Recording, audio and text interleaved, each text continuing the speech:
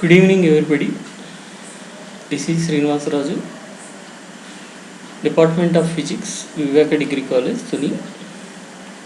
I would like to explain the semester 3 optics. The topic is aberration basics. So here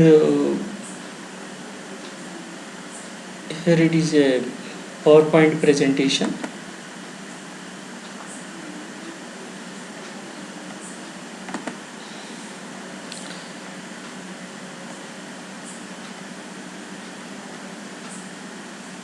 In reading mode. Okay. Aberration basics. What is aberration? The deviation of actual size and shape and position of or color of an image calculated by simple equation called aberration of lens. Generally, lenses are form a image for an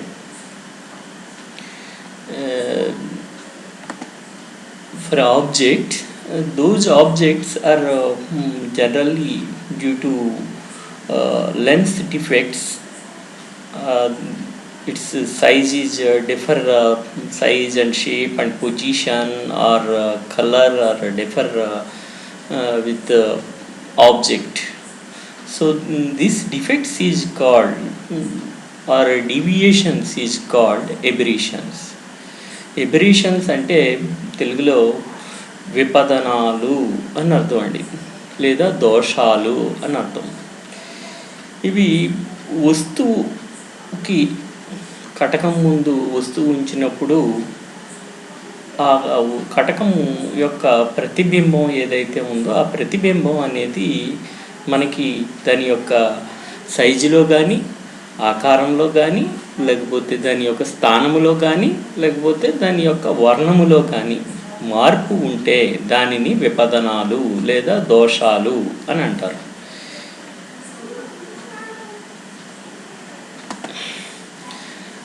Aberrations are two types.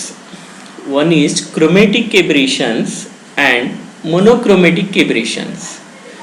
Chromatic aberrations due to light. If the light is monochromatic, then the image becomes multicolored. The defect is known as chromatic aberration. Chromatic aberration అంటే వర్ణ విపతనం. ఇది కాంతి వల్ల ఏర్పడుతుంది. అంటే కాంతి వల్ల అంటే తెల్లని కాంతి తీసుకున్నాం అనుకోండి, అంటే మోనోక్రోమేటిక్ కాకపోతే అంటే ఏకవర్ణం కానప్పుడు అది తెల్లని కాంతి అయినప్పుడు దాని గుండా కటకం గుండా కనుక వెళ్ళినప్పుడు ప్రతిబింబములో ఏ విధంగా ఏర్పడుతుంది, రంగుల కింద ఏర్పడుతుంది. చూడండి, ఇక్కడ ఇమేజ్ ఒక బిల్డింగ్ ఇమేజ్ ఉన్నది. దాంట్లో రెడ్ కలర్ నుంచి వైలెట్ కలర్ వరకు ఒక క్రోమేటిక్ ఎబరేషన్స్ అనేవి ఏర్పడుతున్నాయి. సో దీనికి ఓన్లీ వన్ రీజన్ ఏంటి అంటే వైట్ లైట్ లెన్సెస్లో వెళ్ళిన తర్వాత అది 7 కలర్స్ కింద డివైడ్ అయిపోవడం వల్ల. ఇక monochromatic aberrations due to optical system అంటే కటక వ్యవస్థలో లోపాల వల్ల. Even though monochromatic light is used, but the several defects in the shape of the image, image యొక్క షేప్లో తేడా వస్తుంది. దాన్నే మనం మోనోక్రోమేటిక్ ఎబరేషన్స్ అంటున్నాం. సో ఇది 7 టైప్స్ కింద మనం చెప్పుకోవచ్చు. Spherical aberration, coma, astigmatism, distortion, curvature. ఇవి మనకి 7గా మనం తీసుకోవచ్చు. ఇక క్రోమేటిక్ ఎబరేషన్. క్రోమేటిక్ ఎబరేషన్లో ఇక్కడ ఈ పిక్చర్ చూడండి. ఈ పిక్చర్లో ఇక్కడ వైట్ లైట్ ఒక పాయింట్ ఆబ్జెక్ట్ నుంచి లెన్స్ మీద పడ్డది. లెన్స్ మీద పడ్డ తర్వాత డిస్పర్స్ అయిపోయింది. 7 కలర్స్ కింద డిస్పర్స్ అయిపోయి రెడ్ కలర్ ఏమో far away the principal axis and centre of the lens and violet is nearer to the centre. అంటే ఇక్కడ violet more refractive index mu value ఎక్కువగా ఉంటుంది వైలెట్కి. అదే రెడ్కి వచ్చేటప్పటికి రిఫ్రాక్టివ్ ఇండెక్స్ అనేది చాలా ఎక్కువగా ఉంటుంది, తక్కువగా ఉంటుంది కాబట్టి సో దూరంగా పడుతుంది. ఇక్కడ చూడండి, the refractive index of violet is greater than the refractive index of red. So automatically the focal length అంటే ఏంటి, the distance between optical centre to image point. So ఈ ఇమేజ్ పాయింట్ ఎలా ఉన్నది compare to green are violet, so is more. So the focal length of red is more than the focal length of the violet. So violet rays meet first and red rays meet further. So ఇక్కడ వర్ణ విపదనంకి ఏర్పడడానికి కారణం ఏంటి అంటే వక్రీభవన గుణకం, రంగుని బట్టి వక్రీభవన గుణకం మారిపోతుంది. సో వైలెట్కి వచ్చేటప్పటికి వక్రీభవన గుణకం ఎక్కువగా ఉంటుంది, రెడ్కి వచ్చేటప్పటికి వక్రీభవనం తక్కువగా ఉంటుంది. అంటే నాభ్యాంతరం అనేది రెడ్ కలర్కి ఎక్కువగాను వైలెట్కి తక్కువగా ఉంటుంది. కాబట్టి వైలెట్ కలరు కటక కేంద్రకానికి దగ్గరగాను, రెడ్ కలరు దూరంగాను పడుతుంది. దీన్నే క్రోమాటిక్ ఎబరేషన్ లేదా వర్ణ విపదనము అంటారు. ఈ వర్ణ విపదనం అనేది ఏర్పడడానికి రీజన్ ఏంటి అంటే ఈ విధంగా ఏర్పడుతుంది. దీన్ని మనం ఇంకా నెక్స్ట్ క్లాసెస్లో డీటెయిల్డ్గా మనం దీన్ని డిస్కస్ చేయొచ్చు. సో ఇక చిన్న యానిమేషన్ ఇది. ఈ యానిమేషన్లో క్రోమాటిక్ ఎబరేషన్స్ అంటే వర్ణ విపదనం ఏ విధంగా ఏర్పడుతుంది చూడండి. ఇక్కడ వైట్ లైట్ 7 కలర్స్ కింద డివైడ్ అయ్యి, సో ఈ విధంగా ఇక్కడ వైలెట్ కలరు తర్వాత అలాగా మనకి ఏర్పడుతుంది. మనం ఇది తగ్గించాలి అంటే స్టాప్స్ని యూజ్ చేయాలి. స్టాప్స్ని యూజ్ చేస్తుంటే కేవలం యాక్సెస్ దగ్గరగా ఉన్న రేస్ మాత్రమే వెళ్ళడం వల్ల మనకి ఒక బెస్ట్ ఫోకస్ ఫామ్ అయ్యి మనకి క్రోమాటిక్ ఎబరేషన్ అనేది చాలా వరకు తగ్గుతుంది. సో మళ్ళీ నేను ప్లే చేస్తున్నాను యానిమేషన్. చూడండి, 7 కలర్స్ కింద డివైడ్ అయింది. వైలెట్ నుంచి రెడ్ వరకు ఇమేజెస్ ఏర్పడ్డాయి, ఫోకస్ అయితే ఇక్కడ పడ్డది. సో మనం దాటిని తగ్గించాలి అంటే క్రోమాటిక్ ఎబరేషన్ స్టాప్స్ని యూజ్ చేసాం. Next slide, monochromatic aberrations. Monochromatic aberrations ఎన్ని రకాలని చెప్పుకున్నాం? 5 types. So those are spherical aberration, coma, astigmatism, curvature and distortion. So దీంట్లో మనకి స్పెరికల్ ఎబరేషన్ గోళీయ విపదనము అంటాం. కోమా అంటే కోమా అని చెప్తాం. ఎస్టిగ్మాటిజం బిందు విస్తరణ, వక్రత, డిస్టార్షన్ కింద మనం తీసుకుంటాం. స్పెరికల్ ఎబరేషన్స్లో అంటే మనకి ఇక్కడ ఇవి లైట్ రేస్ ఎంటర్ అవుతున్నాయి. ఎంటర్ అయిన తర్వాత అవి ఈ రేస్ని మనం యాక్సెస్కి దగ్గరగా ఉన్న రేస్ని మనం ఏమంటున్నాం, the rays nearer the axis is called paraxial rays. అంటే ప్రధానాక్షానికి, ఇది ప్రధానాక్షానికి దగ్గరగా ఉన్న వాటిని ఉపాక్షీయ కిరణాలు అంటారు. ఈ కమ్ టు ఫోకస్ ఐపి అంటే దూరంగా ఇక్కడ పడతాయండి. So the rays nearer the రిమ్కి దగ్గరగా ఉంటాయి. అంటే ఈ లెన్స్ యొక్క రిమ్కి దగ్గరగా ఉన్న వాటిని ఏమంటున్నాం, మార్జినల్ రేస్ అని అంటున్నాం. ఈ ఉపాంతర కిరణాలు అంటారు వీటిని. ఇవి ఐఎం దగ్గర ఫోకస్ అవుతాయి. ఇక్కడ ఐఎం దగ్గర ఫోకస్ అవుతాయి. The remaining rays focus in between IM and IP. ఐఎంకి ఐపికి మధ్యన రిమైనింగ్ రేస్ ఏవైతే ఉన్నాయో ఫోకస్ అవుతాయి. The image is not sharp. ఈ ఇమేజ్ షార్ప్గా ఫామ్ అవుతుంది. ఎందుచేత అంటే ఇక్కడ లెన్సెస్, రీజన్ ఏంటి అంటే లెన్సెస్ని డిఫరెంట్ జోన్స్కి, సర్క్యులర్ జోన్స్ కింద డివైడ్ చేసినప్పుడు డిఫరెంట్ జోన్స్కి డిఫరెంట్ ఫోకల్ లెంగ్త్ ఉండటం వల్ల ఆ ఇమేజ్ బ్లర్గా ఒక స్పెరికల్గా ఫామ్ అవుతుంది. అందుచేత దీన్ని మనం స్పెరికల్ ఎబరేషన్ అని అంటాం. సో తెలుగు మీడియం వాళ్ళకి దీన్ని గోళీయ విపదనము అంటారు. అక్షానికి దగ్గరగా ఉన్న వాటిని ఏమంటున్నాం మనం, ఉపాక్షీయ కిరణాలు అంటున్నాం. వీటి వల్ల ఐఎం దగ్గర ఫామ్ అవుతుంది ప్రతిబింబం. అక్షానికి దూరంగా ఉన్న వాటిని ఉపాంతర కిరణాలు అంటాం. దీనివల్ల ఐఎం దగ్గర ఫామ్ అవుతుంది. సో ఐఎం ఐపీల దగ్గర మధ్యలో మిగతా రేస్ అన్నీ ఫామ్ అవుతూ ఉంటాయి. మెయిన్ దాని రీజన్ ఏంటి అంటే కారణం the lens be divided into circular zones. Different zones have different focal length. So different జోన్స్కి డిఫరెంట్ ఫోకల్ లెంగ్త్లో ఉంటాయి. సో ఇది మనకి spherical aberration. So next spherical aberration యొక్క యానిమేషన్ చూడండి. వైట్ లైట్ వెళ్ళిన తర్వాత ఎప్పుడైతే రిమ్కి దగ్గరగా ఉన్నాయన్నీ ఎక్కువ డీవియేట్ అయింది. సో దీన్ని కూడా మనం స్టాప్స్ని పెట్టి ఈ స్పెరికల్ లిబరేషన్ని మనం మినిమైజ్ చేయొచ్చు. మళ్ళీ ఒకసారి చూడండి.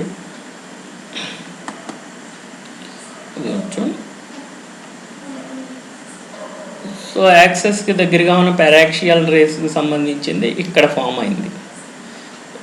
యాక్సెస్కి దూరంగా ఉన్నాయి దగ్గరగా ఫామ్ అవుతాయి. సో మనం ఎప్పుడైతే మనం స్టాప్స్ని యూజ్ చేసినప్పుడు ఖచ్చితంగా మనకి స్పెరికల్ లిబరేషన్ చాలా వరకు రిమూవ్ అవుతుంది. ఇది కూడా ఈ ఇమేజ్ కూడా చూడండి. స్పెరికల్ లిబరేషన్ లెన్సెస్ సరిగా లేకపోతే స్పెరికల్ లిబరేషన్ ఉంటే ఈ విధంగా ఇమేజెస్ ఫామ్ అవుతాయి. ఇక next coma. When the object is situated slightly of అంటే ఏంటి? స్లైట్లీ ఆఫ్ అంటే చూడండి, ఇది యాక్సెస్కి కొంచెం దిగువను కానీ పైన కానీ అప్ కానీ slightly of the access the image of the point. Image అయితే మాత్రం point object formed by the lens is found and comet like shape. Comet అంటే ఒక తోకచుక్క ఆకారంలో మనకి ఇక్కడ ప్రతిబింబం అనేది ఏర్పడుతుంది. ఇది చూడండి, వెనకాల బ్యాక్గ్రౌండ్లో ఉన్నది నియోవైజ్ కామెట్. ఈ మధ్యన మనకి ఆకాశంలో వచ్చింది కదా అది. So here lenses are divided into different zones. లెన్సెస్ని మనం డిఫరెంట్ జోన్స్ కింద డివైడ్ చేసాం అనుకోండి. So rays leaving the object are passing through the different zones are focused at different points. So ఇక్కడ ఈ జోన్లోంచి వెళ్తున్నాయి, దగ్గరలో ఉన్న జోన్ నుంచి వెళ్తున్నది ఇక్కడ ఫోకస్ అయింది. సో రిమ్కి దూరంగా ఉన్న జోన్లోంచి వెళ్తున్నది పైన ఫోకస్ అయింది. అందుచేత కోమాలో కూడా మనకి ఒక బ్లర్డ్ ఇమేజ్ మనకి కామెట్గా ఫామ్ అవుతుంది. రీజన్ ఏంటంటే different zones of the lens produce different lateral magnifications. So each zone forms image point in the form of circle.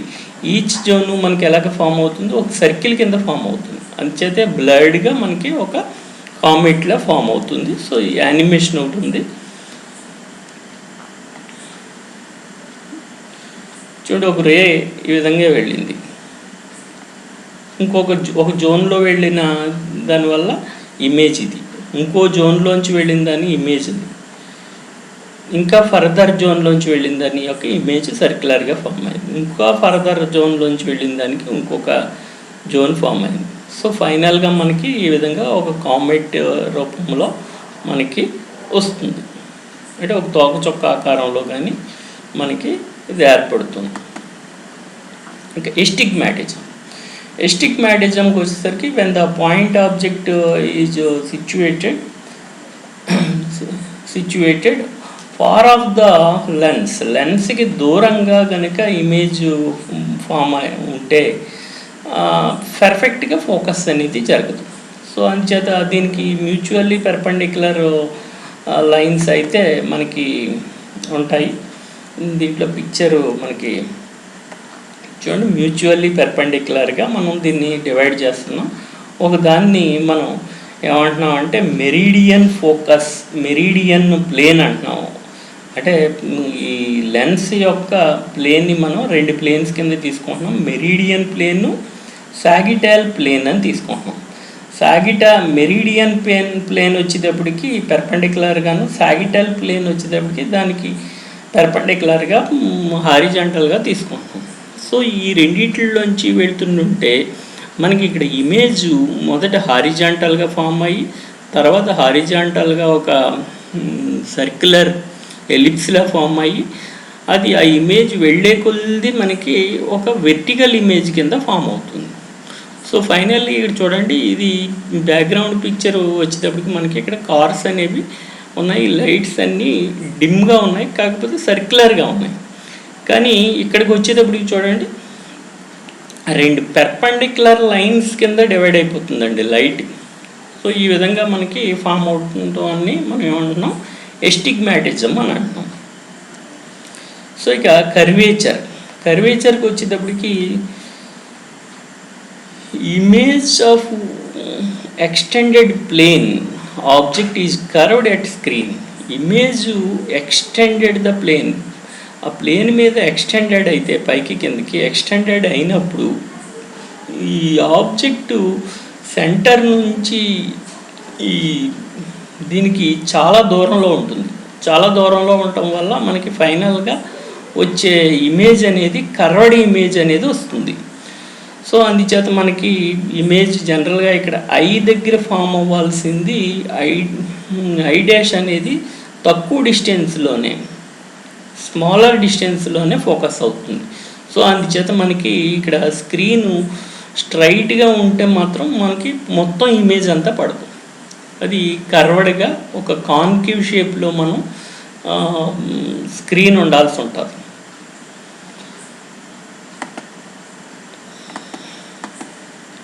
ఇక distortion, the image of the plane square like objects. చూడండి, ఇది square like objects placed perpendicular to the axes of the lens ముందు ఒక పెర్పెండిక్యులర్గా square like objects అంటే ఒక కిటికీ కానీ లేకపోతే ఏదైనా సరే ఉంటే అది సేమ్ షేప్లో ఉండదు. ఆబ్జెక్ట్ ఎలా ఉంటుంది, ఇలాగ బ్యారెల్ షేప్డ్ కానీ లేదా పిన్ కుషన్ షేప్లో కానీ ఉంటుంది అన్నమాట. సో ఇలాగా ఏర్పడితే దాన్ని మనం ఏమంటాం, డిస్టార్షన్ అని అంటాం. డిస్టార్షన్కి వచ్చేటప్పటికి మనకి ద సేమ్ లెన్స్ ప్రొడ్యూస్, మనం లెన్స్ ముందు ఉంటుంది కదా, లెన్స్ దీన్ని ప్రొడ్యూస్ చేస్తుంది different magnifications for different axial distances. Different axial డిస్టెన్సెస్లో డిఫరెంట్ మ్యాగ్నిఫికేషన్స్ రావడం వల్ల different parts of the object suffers different magnifications. ఇక్కడ మ్యాగ్నిఫికేషన్ ఒకలా ఉంటుంది, ఇక్కడ మ్యాగ్నిఫికేషన్ ఒకలా ఉంటుంది, ఇక్కడ మ్యాగ్నిఫికేషన్ ఒకలా ఉంటుంది. సో అందుచేత మనకి దీని యొక్క షేప్ అనేది అయితే బ్యారెల్ షేప్లో కానీ లేకపోతే పిన్ కుషన్ షేప్స్లో కానీ మనకి ఫామ్ అవుతుంది. సో ఇవి 5 మోనోక్రోమాటిక్ ఎబరేషన్స్ గురించి అలాగే క్రోమాటిక్ ఎబరేషన్స్ గురించి మనం క్లియర్గా నెక్స్ట్ క్లాసెస్లో మనం నేర్చుకుంటాం.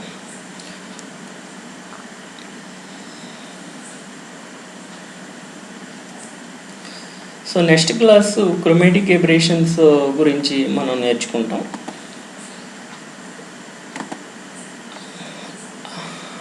I hope you understand very well.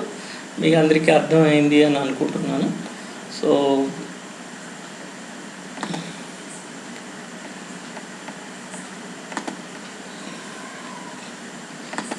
Thank you.